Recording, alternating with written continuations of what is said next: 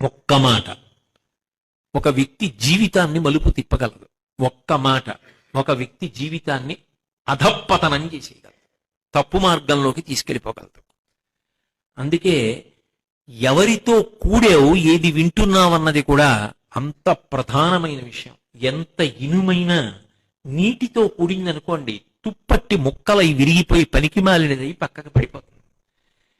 ఎంత సామాన్యమైన దారమైన పూలదండలో కట్టడానికి ఉపయోగపడింది అనుకోండి, చంద్రమౌళీశ్వరుడి మెళ్ళలోకి వెళ్ళి పడుతుంది.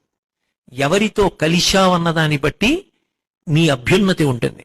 ఎంత గొప్పవాడైనా దుర్యోధనుడితో కలిసి కర్ణుడు ఏమైపోయాడు, రామచంద్రమూర్తితో కలిసిన హనుమ ఏమైపోయారు.